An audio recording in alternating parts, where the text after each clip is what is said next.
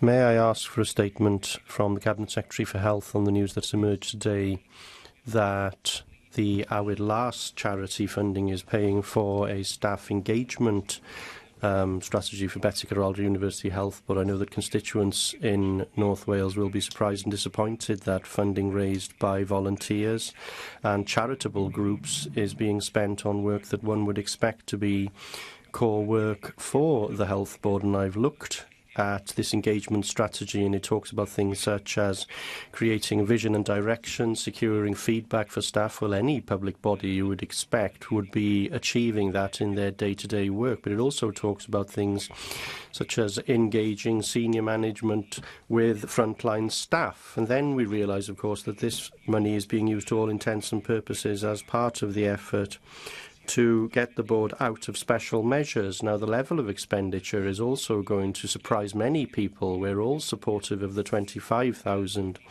that's been raised for heart monitoring equipment, the 20,000 for physiotherapy equipment, the 75,000 for buying wigs to cancer patients. But we're talking here about £450,000. We also note, of course, that members of the Betty Carolda Health Board are trustees of this charity. So I do think that we need a statement from the Health Minister in response to this.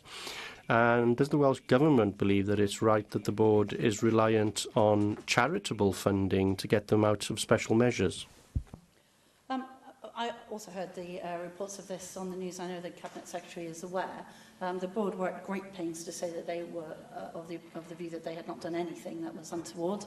I know the Cabinet Secretary is looking into it, and if there is anything that requires looking into, I know he will, and update members accordingly. Finally, Nick Ramsey. Diolch, Deputy Llywydd. Can I concur with the comments made earlier by Darren Miller